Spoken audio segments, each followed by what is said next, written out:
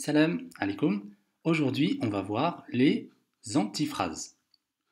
On utilise l'antiphrase pour donner le sens opposé d'un mot ou d'un groupe de mots. C'est souvent ironique avec une forte intonation. Donc l'antiphrase, en fait, on utilise un mot, mais on va donner le sens opposé du mot, le sens contraire. Et c'est souvent ironique, souvent c'est de la moquerie, souvent on va se moquer, avec une forte intonation dans la voix. Donc on va voir plusieurs antiphrases, plusieurs modèles d'antiphrases, avec, on va dire, la définition un peu, l'explication de l'antiphrase et une phrase d'exemple. Alors on commence par la première. Eh bien, bravo. Quand on dit eh bien, bravo, on souligne un échec. C'est pour exprimer un échec.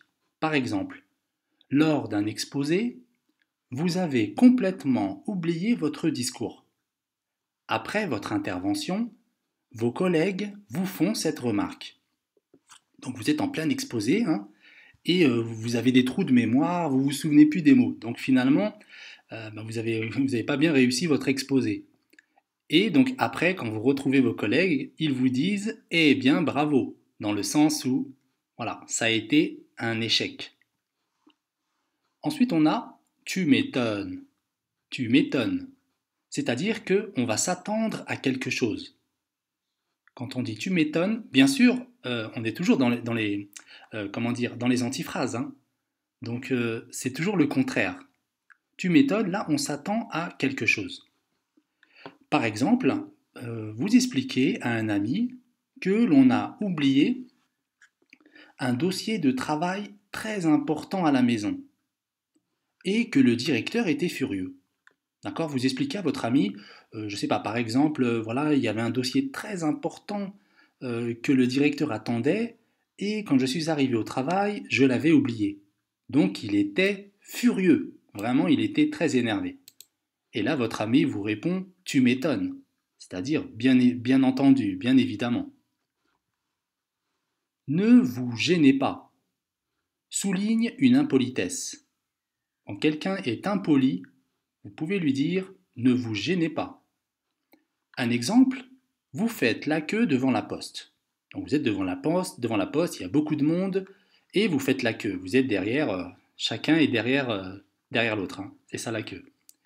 Et une personne passe devant vous. Une personne qui arrive comme ça, elle passe devant vous. Donc là, vous pouvez lui dire ne vous gênez pas. Non, mais je rêve. Quand on dit non, mais je rêve, c'est-à-dire que c'est inimaginable, quelque chose d'incroyable. Une personne, par exemple, une personne vous dépasse en voiture, vous êtes comme ça sur la route, vous êtes dans votre véhicule, une personne vous dépasse, et ensuite la personne va rouler très lentement. Donc elle va vous dépasser, elle va se mettre devant vous, et ensuite elle va se mettre à rouler très lentement. Donc là, vraiment, c'est inimaginable. Vous allez vous parler à vous-même, vous allez vous dire, non mais je rêve, c'est incroyable. Je te raconte pas. Je te raconte pas, c'est pour des événements inattendus. Des événements que l'on n'attend pas, inattendus. Mon voisin a acheté une voiture neuve. Le lendemain matin, sur le parking, il a trouvé son véhicule avec la porte enfoncée. Donc ce sont vraiment des événements inattendus, je te raconte pas. Tu veux rire. Quand on dit tu veux rire, c'est un sentiment de surprise. On a une surprise. Tu veux rire. Son meilleur ami lui annonce qu'il va terminer ses études à New York. Donc là, votre ami va dire tu veux rire. C'est vraiment, c'est une surprise. C'est du joli. C'est du joli, c'est-à-dire c'est sale. C'est du joli, par exemple, une maman voit son fils qui a dessiné sur les murs. La maman, elle va dans la chambre de son enfant, elle voit l'enfant en train de dessiner sur les murs. Et là, qu'est-ce qu'elle dit? Elle dit c'est du joli. C'est pas triste.